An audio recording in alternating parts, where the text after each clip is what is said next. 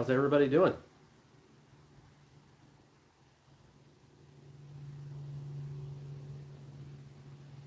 Can everybody hear me okay?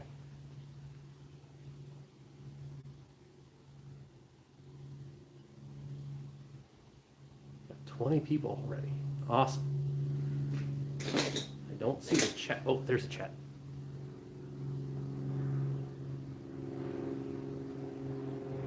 All right.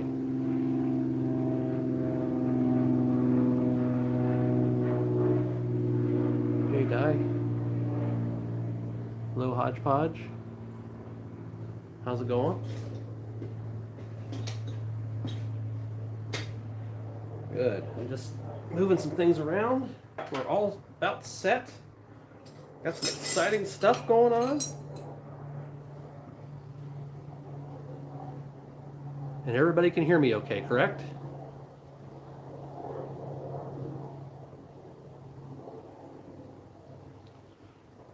Seeing lots of great people in the chat. Was it Brian Hartwood? I gotta get close. There's a glare behind in front of me. Carl? Valerie's Craft Attic? Steve? Bigfoot? Awesome. Thanks, John, from New Jersey.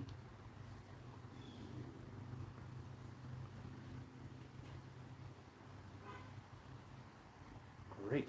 I'm just going to give it another minute just to make sure we get everybody before we really dig in and get things started here. Awesome.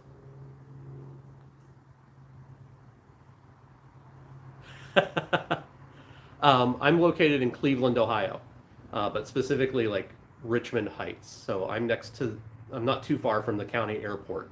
So you might hear some planes flying over.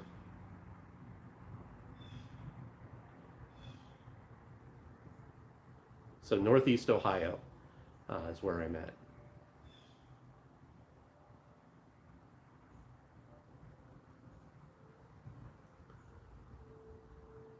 Excellent. So we've got 24 people, and I'm going to get things rolling and do introductions and so forth. So my name is Tim. I am the Urban Forge, and I am located in Cleveland, Ohio, and we're going to do a blacksmithing demo today. One of the things that I love about blacksmithing is the ability to take a hard material, such as metal, and bend it and shape it and make different things into it. It's awesome. You're making hooks, candle holders, bells, handrails, all kinds of really cool things that you can do with metal via blacksmithing. I have a small shop. I make a variety of different things, but I also teach classes, is what I do here in Northeast Ohio. And today we're going to be talking about kind of carrying on with what we did this last demo last month, where we made a flower. So let me show you just an example of what we made in the last demo. So we made some leaves, we riveted it onto the stem, and we forged all this. And this is what we did last demo. And I love that we used a blank for the flowers, and we forged these into the flower head. And we riveted it all together. I like riveting because I don't have a welder. I just don't have one. I have access to one, but here in my main shop, I just don't have one. So I started using rivets because I got jealous of the welders and the other smiths who were doing these with welding together. I thought, well, I can do this with a rivet just as easy. So we're going to continue on this process of using blanks. And blanks in blacksmithing are great. They allow access to blacksmithing and remove kind of a barrier to some of the skills in blacksmithing. For example, like tongs, right? One of the things in blacksmithing that you need are tongs. These are the things that hold on to the hot piece of metal so you don't burn your fingers, right? Tongs are very important. They come in many different styles and shapes and things, but I am not a great tong maker. I'm really not. And Ken's Custom Ironwork makes these wonderful tong blanks. So they're cut out on a plasma table, and they allow you to make your own tongs when maybe your forging skills aren't up to the challenge of making tongs. And those tong blanks turn into these. You split them, it allows you to hold on to the metal safely. All right, so that's an example of a tong blank. I love them. They're great. Here's another set of tongs. These are rolling tongs, so they're rounded in the jaws so that you can bend things and get a nice radius on like hooks and stuff. Again, something that I could forge by hand, but having those tong blanks makes it a little faster for me, and again, removes that kind of barrier of a skill gap. While it's important to practice the skills and learn those skills, blanks also kind of allow a shortcut until you're able to catch up with that. All right, so today we're going to be using some blanks to make some hooks. We got a maple leaf, we have a dragonfly, and we have a Frosty the Snowman. Okay, some other blanks that I have used in the past. Here's a garden trowel. I'm not sure I'm wild about this shape entirely, but it allows me to figure out what it is I do like. Here's a Sasquatch bottle opener. Yar. And these, I love these Christmas ornaments. Man, for me to like try to make these on my own, like cut these out on a plasma with a plasma torch or even just a chisel, like it would take me forever. And I use these in my classes to let people make these things, have a cool experience, and walk away with a cool handmade item that they wouldn't normally have been able to do, and have a great family experience. So these are tongs and blanks are wonderful for that. And as we're going along, if you guys have questions, something you want to know, something maybe I didn't cover, please feel free to ask. I'll do my best to answer your question. If I don't know the answer to your question, I'll make up something you'll believe. No, I won't do that. If I don't know, I'll say I don't know. All right, so let me move some of this stuff out of the way. Oh, I wanted to show you guys this. Also, here's some other examples of what I do with blanks. So this is a hummingbird wreath with some flowers. And of course, here is a Batman hook. So again, allows me to make some cool items that I wouldn't normally have access to make. All right, so I'm going to set these to the side and we're going to light the forge. So I've got a gas forge over here. There's a couple different kinds of forges, but mainly I use a gas forge. The reason for that is I'm going to lower this down a little bit so you can see it. Oh, come on. I live in a town, a village, next to a major metropolitan area. Okay, so like down the street from me, there's a mall. So I've got this gas forge because I want my neighbors to like me. Again, the other reason for a gas forge instead of coal is coal produces a lot of smoke.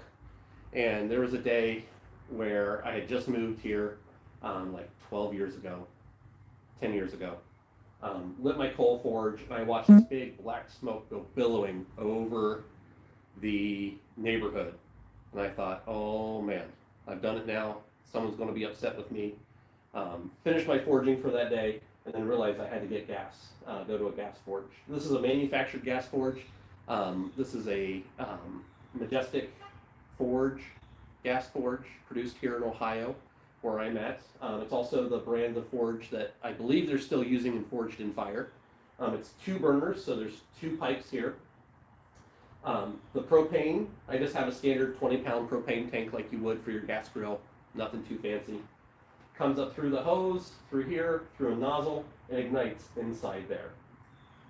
So it's a great, efficient way to heat the metal. It does a wonderful job Highly recommend gas forges if you live in a town or have neighbors close by. That way you're not sending up that black coal smoke. But look into your area what it is that you can get. All right, so we're going to light this thing. I'm going to turn it on. Got a nice long lighter here. There we go. Woo. And we're just going to use one burner today for what it is that we're doing. We're going to let that get hot. And we're going to see how we're doing in the comments. We're going to raise you up a little bit. So I should say I've only got one camera on my cell phone. And so I'm going to be moving things around a little bit. I'll give you guys a warning so that you know when that's coming. If you get motion sickness or what have you. So I'm just going to move this up a little bit. Hello.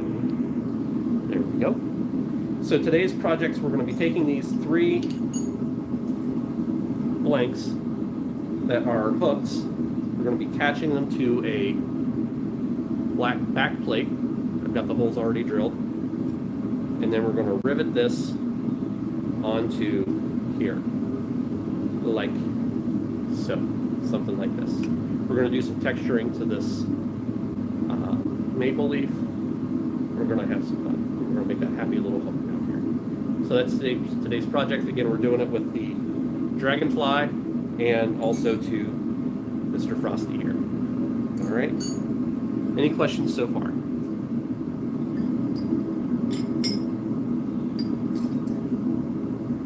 Awesome. I'm going to keep right on going.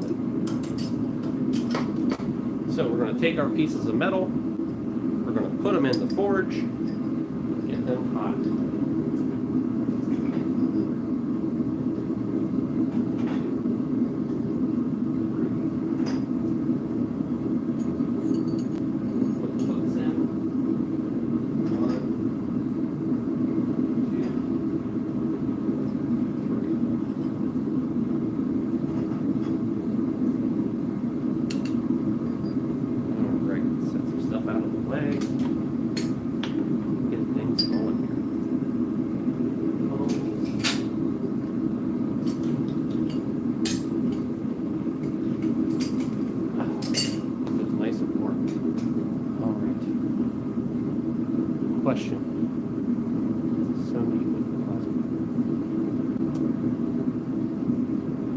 So I bought these, I got these particular blanks, and some of my other blanks from other smiths who use a CNC table, like a CNC plasma table.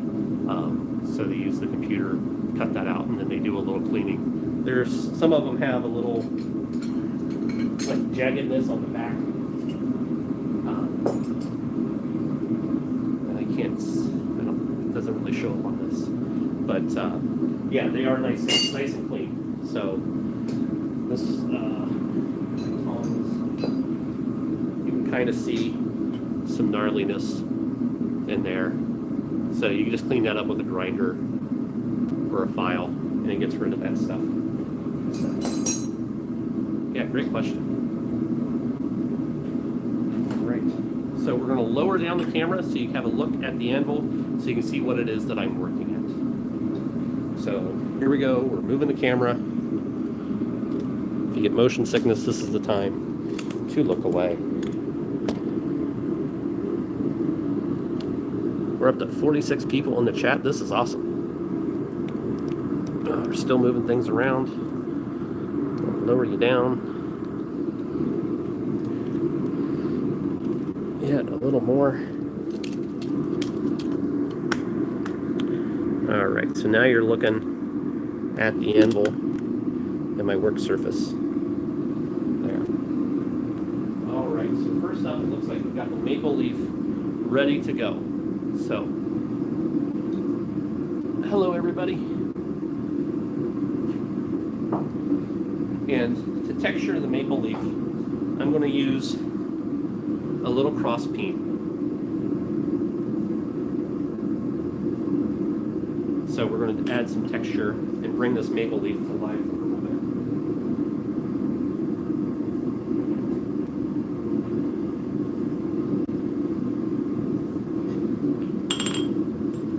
So go. Nice, bright color.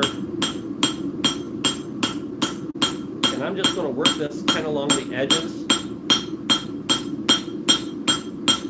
It being September, some of the leaves are starting to drop here. And we're already thinking about fall, how wonderful fall will be. So I'm kind of going for a fall crinkly leaf look. And I'm not hitting this too hard, I'm just hitting it just enough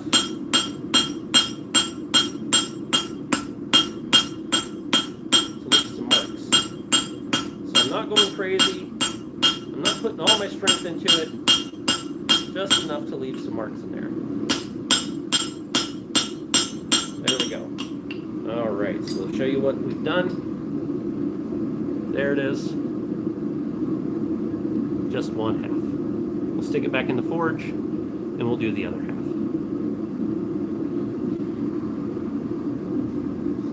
Alright, next up we've got our Dragonfly is ready. Now, for the most part, for a Dragonfly, I'm going to leave it mostly alone. But I'm going to texture the leaves. I'm going to texture the wings a little bit. Now, Dragonflies naturally kind of have like a web-looking, thin,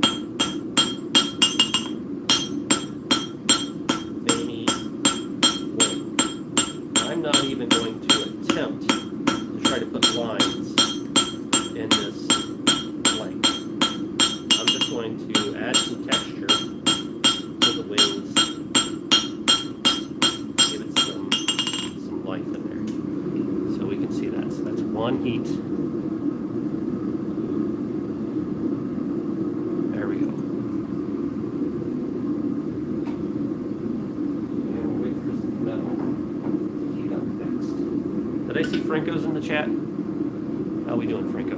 Oh, I almost fell down there. Can you see me? Nope.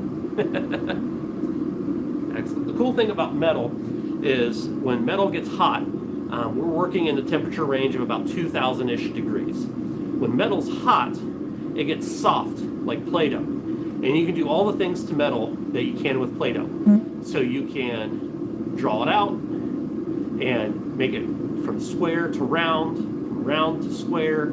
You can make it longer, you can make it shorter, you can fold it in on itself, you can pull it apart, you can stick it back together again, you just can't eat it. So that's one of the really cool things about blacksmithing, is that we take that material that's normally hard, heat it up super hot, and then it becomes malleable. You're too kind, Franco, thank you. Alright, so our Dragonfly is back, nice and hot. Now here comes the tricky part, because I am using my right hand. And it's really easy to get these, but it's not so easy to get these. So I'm going to come around here, make it a little easier. This is not easy to hold like this. I think it's the best option. I've got it. We're just adding some cool texturing to this. Just to add some life into what would ordinarily be kind of a bland looking blank. Alright, we'll flatten it out some. And that's all we're going to do with our Dragonfly. Look at that. Look at those leaves. Or leaves. I keep saying leaves. Wings. Very nice. So we'll flip them around. I'm not going to do anything with the head portion. So we'll flip them around, getting ready for the hook.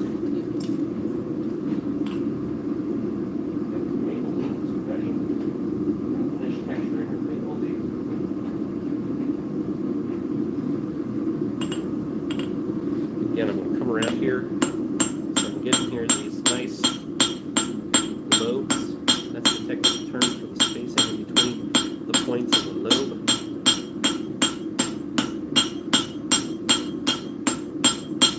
Thank you, college education.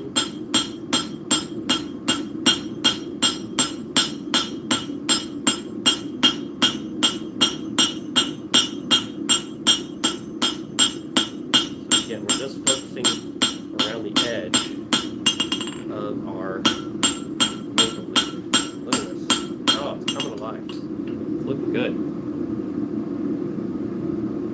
Just some wrinkliness to that maple leaf. So we're going to set our maple leaf to the side. Get the hook portion ready.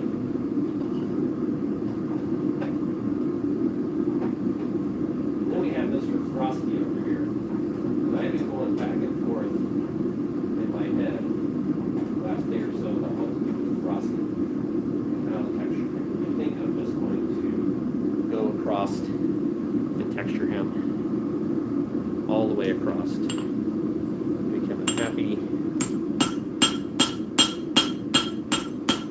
snowman. And of course, Frosty won't be complete unless we add his other buttons. Whole buttons. There's a hole in the center for where the rivets going to go. And that's going to make a great button for him. But we got to add our other buttons in.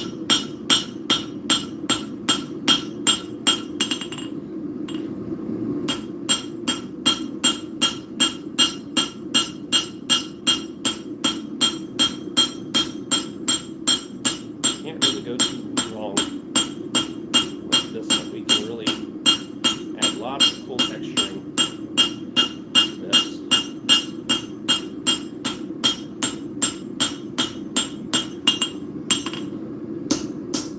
This little cross beam, I mean, it does not weigh much at all, but you can see with that metal being hot, that wonderful texture that we get in there. Flip him around. Now we got our 3 back plates that are coming up to heat. So those look like this. This was my test piece. So what we're going to do is we're going to knock off the corners here and here and add some hammer texture in through here. Now I went ahead and pre-drilled my holes on all my pieces to save some time for the demo, because you don't need to watch me drill holes at my drill press and me trying to figure out how to get my camera to like stay up there was not conducive to the live stream. So I went ahead and drilled everything ahead of time. So far, we got any questions? Everybody doing okay? Let's switch hammers here. So this hammer here, oh, I missed it. Come back. You folks out there, sorry. Oh, cool. Working in the shop, excellent. Have fun. So this here is a rounding hammer. This is the type of hammer that I learned to forge on. I learned down in Nelsonville, Ohio. If you've never heard of it, there's a reason. It's a nowhere, small town. Closest place that you might have heard of is Athens, Ohio. This is the little town just before Athens that you get to. And I learned at Hawking College as part of a degree program in natural and historical interpretation. So what that is to be like a park naturalist or someone who leads hikes, works at nature centers, stuff like that, or teaches environmental education. But part of that is working at a historical village. And at the time, I was not handy at all. I was off. I can't change the oil in my car. I never did shop class. I never did any of that stuff. I always avoided it. I was never any good at it. And then one day, I'm in this class. I'm all of like 19, and they said, "Okay, well, you got to learn historical history and how to be a historical interpreter." So someone who works at like a Hale farm or a Plymouth village or a medieval castle reenactment place. Okay, and there were lots of options. You could be like a school teacher. You could learn to weave. You can make candle making. You could be a cooper. You could learn toys and games. So everybody went around the room and they chose what they wanted to be. And I was the last one to choose. And the professor looked at me and said, "Well, Tim, you're our blacksmith. We have to have a blacksmith.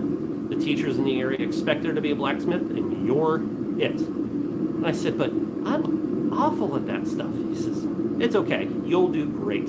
So on the weekends, I went and learned from the master blacksmith there, Brian Winter, and this is the hammer he used. And this is like in '99, right?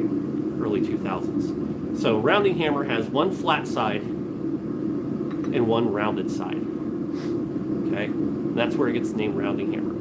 Today, a lot of smiths are using rounding hammers. It became in fashion because of Brian Brazil, who's a farrier. So this is the Brazil style rounding hammer. Super domed hammer. This is a 3.5 pound hammer, whereas the one that I like to use is like 1.25 pounds.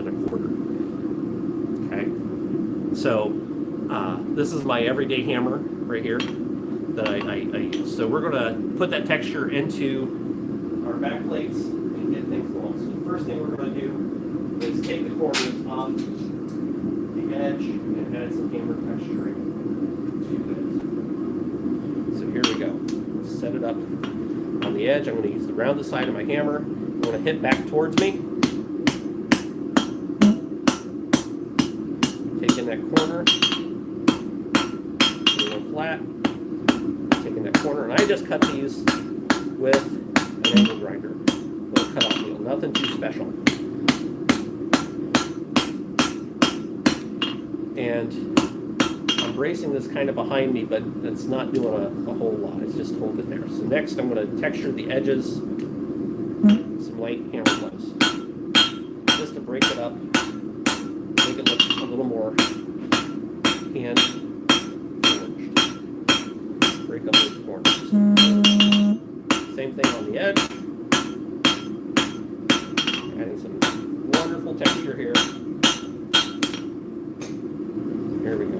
Flatten it back out a little bit, get a tiny radius in there. And this is the side that's going to face everybody. So this is where I want the texture to be. So there's the texture. You can see where I've got texture on one side, texture on the other. So we're going to do the same thing. We're going to flip it around. I'm going to do this like 6 times because I have 3 pieces of metal in the forge.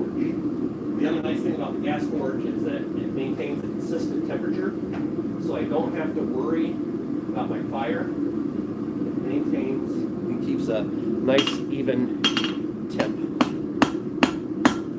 Take off those corners. Notice how malleable it is. It goes right in there. Disappears.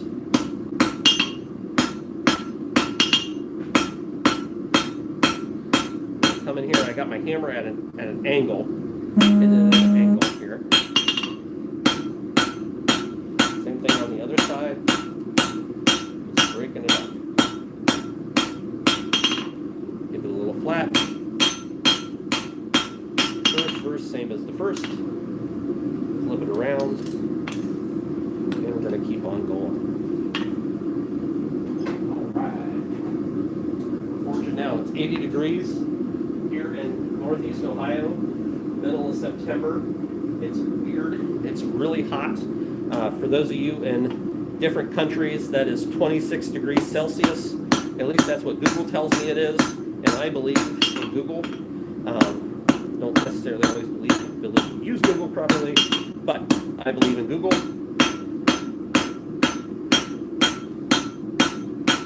I don't have a fan going, and it is nice and roasty toasty here in this shop. Here we go. All right, so that's number 3. Flip it around.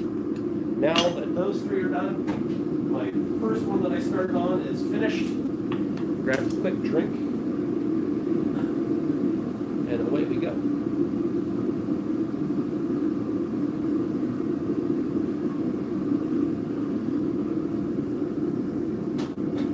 I should have turned off the notifications on my phone, and did not. So, here we go. Next side, and then we're all done with the texturing of the black back plate. We'll work the length of the bar. And this bar length is about, what did I measure? It was 6.5 inches. I did not prepare ahead of time to know what that is in millimeters. I apologize. Take off the corners. One corner sticking out further than the other. I don't think I can do anything with that. About that. Not right now. Alright, we're at the halfway mark. Doing great.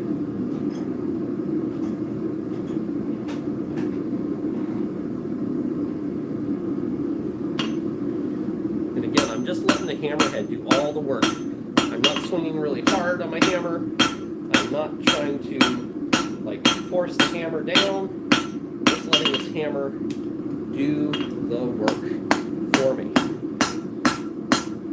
I don't have a death grip on the hammer. Nice, light, gentle blows. And again, the metal is about 2,000 degrees, so it is malleable. It's going to move for you. And I can heat this back up again and keep right on rocking out. Get my blacksmithing on. All right, that's number 2. There we go. And the last one. Set those other 2 off to the side so we can walk a bit. Here is number 3. Hooks in, Dragonfly, maple leaf, get them heated up. So they're ready to go so we can make those happy little hooks on them. Last of the back plates. Using the rounded side of my rounding hammer.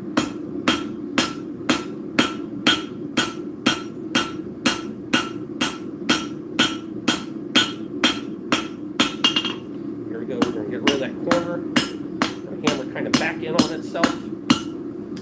Make sure I got a good grip. If I don't have a good grip with the tongs, when I go to hit this metal, it's possible that it could fling up in the air. And then you have a 2,000 degree piece of metal flying in the air. And then you do the dance of, oh God, don't touch me, don't touch me. And then you remember that it's hot. You pick it up off the floor quickly so you don't burn a hole in your rubber mat. Excellent, there we go. So this is all 3 of those. Holes drilled. And we're ready to do our hooks. So for our hooks, what we're going to do, we're going to move our camera. We've been working mainly on the face of the anvil, this nice flat area. Now we're going to move to the horn section of the anvil. It's a nice radius section of the anvil that allows me to make all my bends. So we're going to actually stay here for just one heat to do that little curly cue on the end. So each of my hooks have a happy little curl on the end of those. I'll show you that step next. Once we get those curls in on all 3, we'll move over to the horn and I'll show you how to make that bend. And then we are close to finishing our project. Add some other details to our hooks. So here's our Dragonfly. We're going to make a happy little curl. I'm just going to work on the very end here. Curl it around onto itself. Needs a little help on the horn. Now I'm going to kind of hit towards myself. Get that curl in there.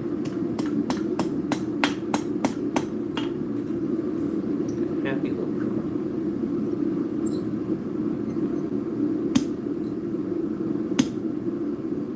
Just driving that tip on around and onto itself. There we go. So there we have it. Happy little curl, little curly cue.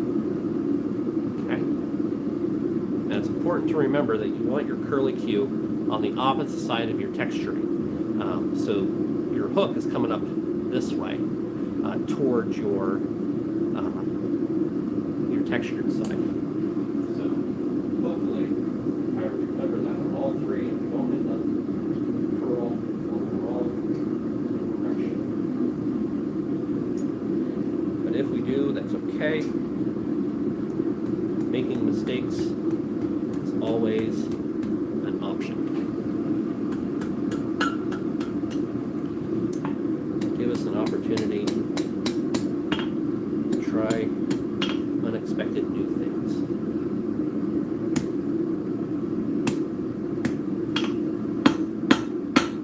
Another happy little curl on our maple leaf. Guess what Tim did? Put the curl on the wrong side. Ha ha! So we're going to undo that sucker. Told you, making mistakes was totally an option.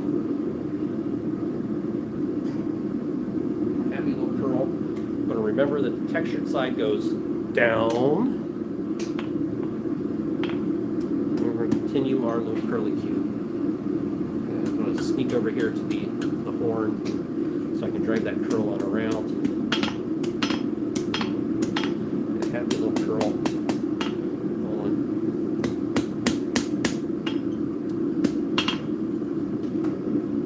There we go. And I did it. I did it again. Hey, that's okay. We've been doing this for many, many years. And accidents happen. It's okay. So I'm going to get a little tiny curly pliers. We'll heat those ends back up. And we'll undo it. That's the beautiful thing about this, is if you make a mistake, you can heat the metal back up, undo the mistake, fix it, and try again. It's all right.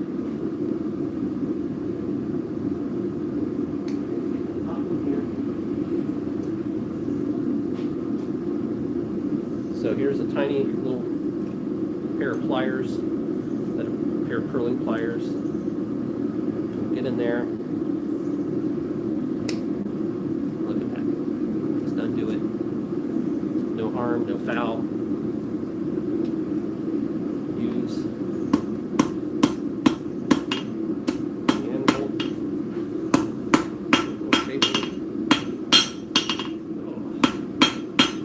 Just like that. We're fixed. Barely tell that I made a mistake. Same thing on the maple leaf. There we go. Fix that.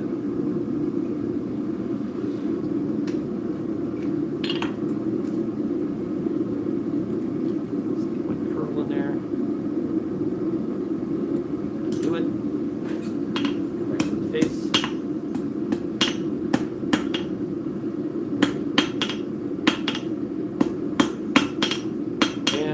Ta-da! All better. Now my snowman. Ready to try the snowman again. Switch up columns here.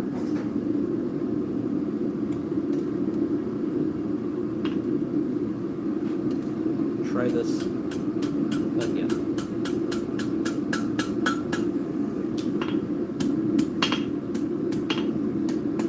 Again, if you guys have any questions, feel free to ask. I'm not ignoring anyone.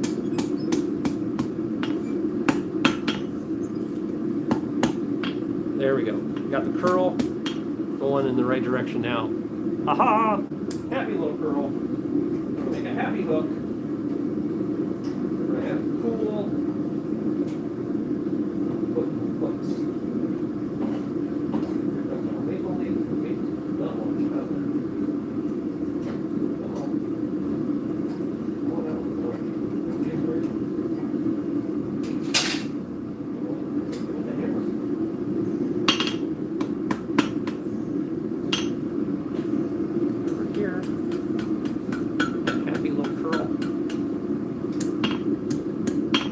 Here we go. Excellent. Ta-da! We got the curl going in the right direction now. Now we can get our hooks going. So I'm going to move the camera over here to the horn so you can see what I'm doing. And we've got about 20 minutes left. So here we go. I'm moving the camera now. So if you get motion sickness, please look away.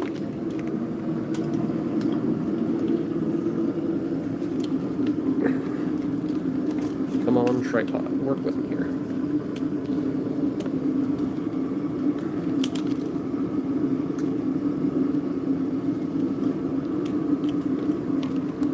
Come on. Clamp on there. It's not happy with me. It's trying to make things difficult.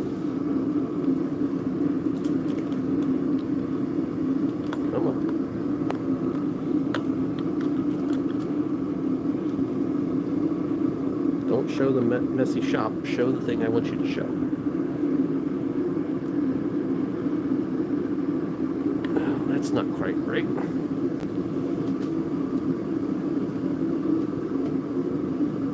Again, because of the gas forge, I don't have to worry too much about losing the temp. Come on. I had a plan. There we go. Stay on there. Aha! Excellent. All right, I'm done moving things around. We are sweaty. All right. So we're going to make these hooks. Coming over here to the horn. And this just bends right around. This is, no matter how many years I've been doing this, this is the fun part.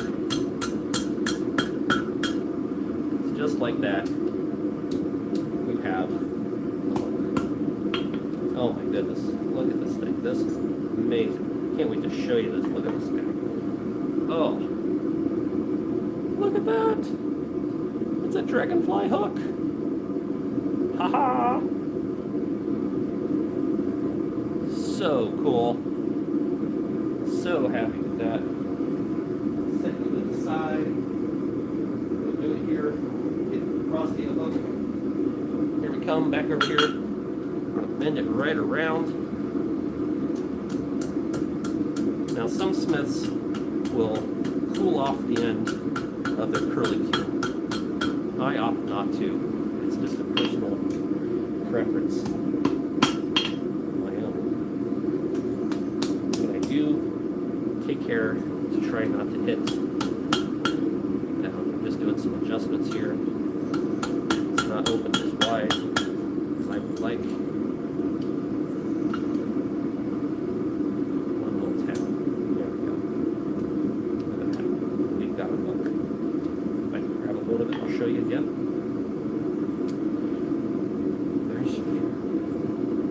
Frosty with a hook. See him there? Excellent. We still got to add Frosties. Another two cool buttons. You can't have Frosty without buttons. If I had a way to put a bow on his hat, I'd do that too. But I don't really.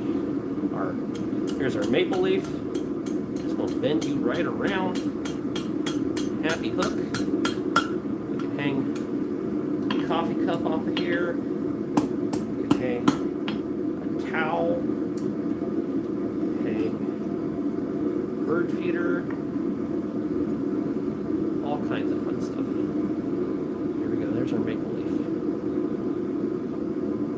Look at that. Woohoo! Excellent.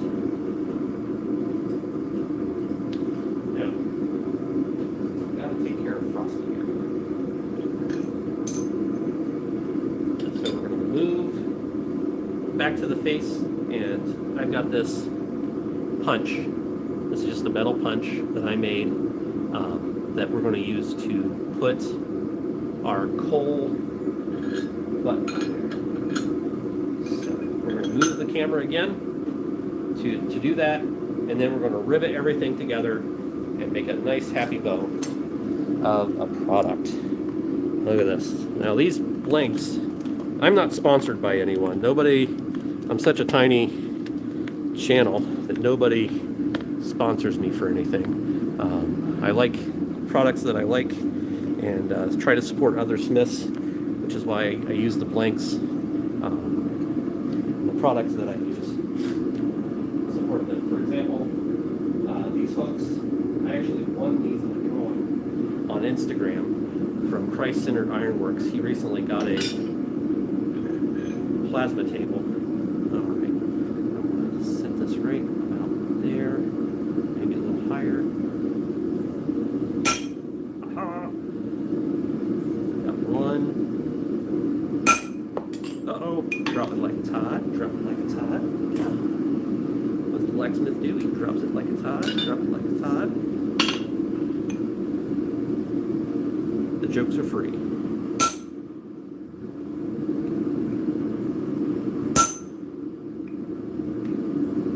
nice. One more hit on each one. Aha! Yeah! That looks sweet! Look at that! We got 3 coal buttons! Ha ha ha! I am impressed with myself. Look at that. Alright. Now we're going to cool everything off. We're going to turn off the forge. And we're going to rivet everything together here. And we've got about 15 minutes to do it, which means there's going to be some time for some questions and answers and so forth. So down here, I've got a magnetic tray with the rivets that we're going to use. All right, I've got 3 hooks, 3 back plates, but I've got 5 rivets because there's a pretty good chance I'm dropping one of these suckers. So I'm going to set this here on the face of the anvil. I'm going to cool everything off. This part doesn't have to be hot, and that way it protects these things and keeps me from doing the dance of pain. It keeps me from having to go find the aloe. So back behind the camera is where the quench bucket is. So I'm not going to take you guys around and show you me just dumping these in the water. You might hear the cool quench sound. Let me try to get the microphone close.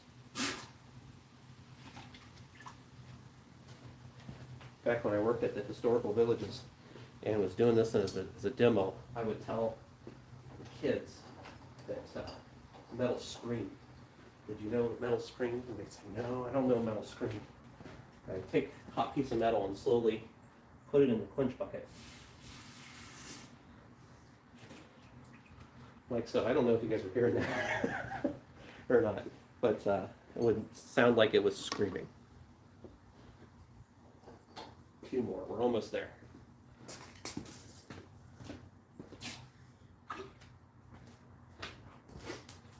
Now the other trick to this project is this is going to be mounted to somebody's wall, in somebody's kitchen, and you have to be careful with the rivet because you don't want a lot of the rivet sticking out the back and marring up somebody's wall, because then I get angry phone calls from people saying that I have messed up their wall, and I don't want that.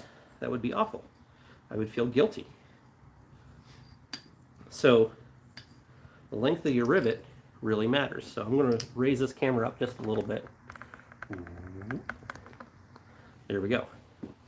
So again, this is the one that we used, I first showed you. We're going to take our blank. We're going to line up the hole. Like so. And we're going to take our rivet. And these are nothing like I bought these. These are store-bought. I didn't make my own rivets. It's possible, but for this size, it's way easier to use your own. Now, you can see the back of that rivet just barely sticks out. And I don't know if my rivet, that one is long enough. I got a longer one here. Yeah, there we go. And it's just proud of the hole. Okay, we're going to remove these things from the face of our anvil, and we're going to rivet this onto here. Do a little cleaning, and we're going to come back to our cross peen. I'm going to use the peen side, the cross peen side, to flatten out that rivet onto here. So this might get a little loud. So here we go. And if I'm lucky, this will all work out. I won't hit my thumb. Aha!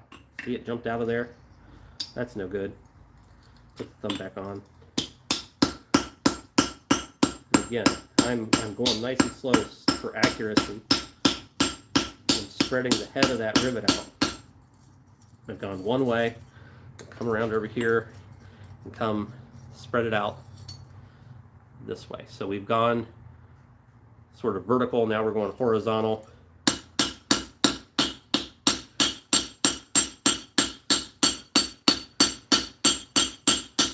And if I hold my hammer just right, my tongs just right, get everything right, look at that. Ha ha ha, this is very nice.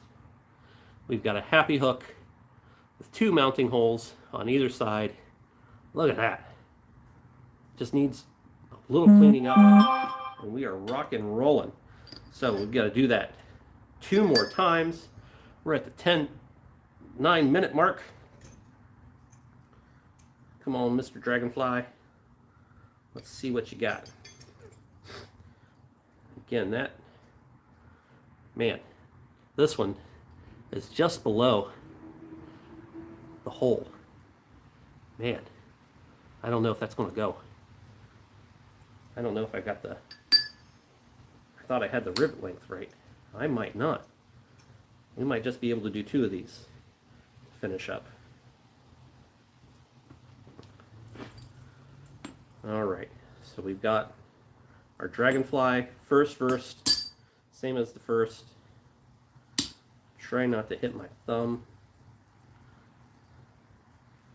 On top of that, the metal's still a little hot to the touch, even though I pulled it off. Don't jump off of there.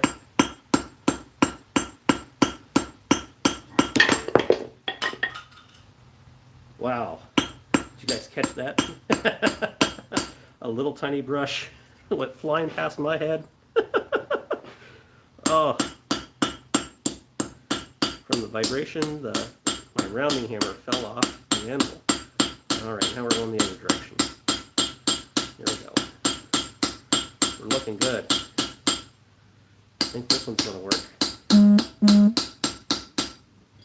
All right. Look at that. We've got a happy little dragonfly there. Excellent. Now, we're going to try for Mr. Frosty here. See if we can get it done with Mr. Frosty. I don't know, though. I have my doubts. We're going to give it a go. Oh! We can do it. We can do it. It's just barely up there above the hole. But we're going to make it happen. Hoo-ah. Oh, stay on there. That is the flushest of flush rivets, which is what you want, but I also worry and get nervous that it's not going to be on there very well. But, I mean, he's on. Got our 3 buttonholes, and guess what? This thing does not move. It is on there. There we go. There is our projects today. 3 happy hooks. We've got our maple leaf. We've got our Frosty the Snowman. And our Dragonfly. The only thing left to do, folks, is to take these over to the vise and hit them with a wire wheel on my angle grinder, just to get rid of all the crud and all the stuff that's on there left over from the forging, and make this shine up nice and bright so it's ready for product placement. The only other thing I might do is bring these wings out a little more, just to make it a little more alive. The other thing I might do with this maple leaf, and we ran out of time for this, but after I clean it up, I might heat it up some and take a brass brush and brush on here and make it a little golden action going on to make that fall aesthetic come alive in there. So there we go. I'm going to move the camera up just a little bit so you can see my face. Hey, there's everybody. Excellent. So I hope you really enjoyed this. Thank you so much for participating. I really appreciate it. Up next in this virtual craft show is Wayne Casper. He's a woodturner. Coming up next at 3 o'clock Eastern Standard Time. Thank you so much, guys. Greatly appreciate it. Again, we got time for questions, so if you have questions for me or questions about the process, please let me know. I'm happy to answer questions. Seen some wonderful compliments. Thank you so much, guys and girls.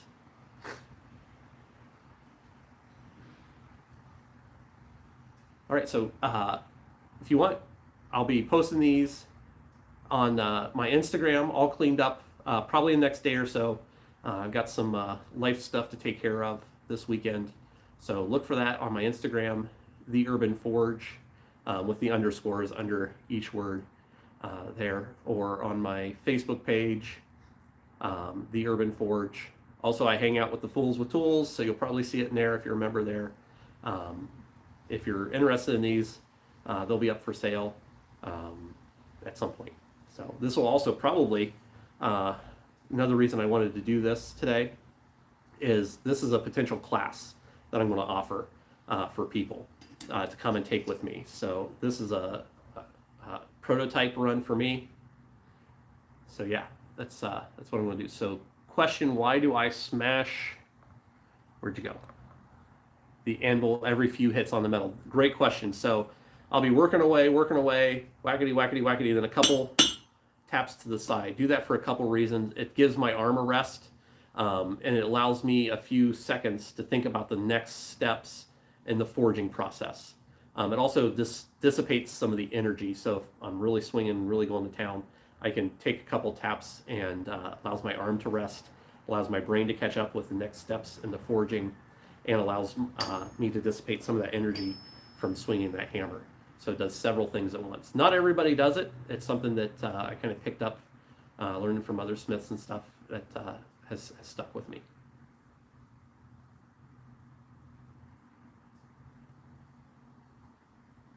Sweet. So if you're in Northeast Ohio, come check me out. Come take a class.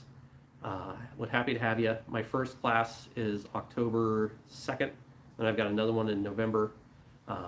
So thank you again, guys. I'm going to turn this off unless there's any other questions.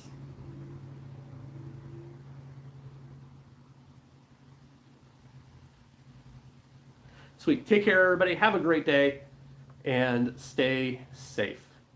We'll catch you all later. Bye.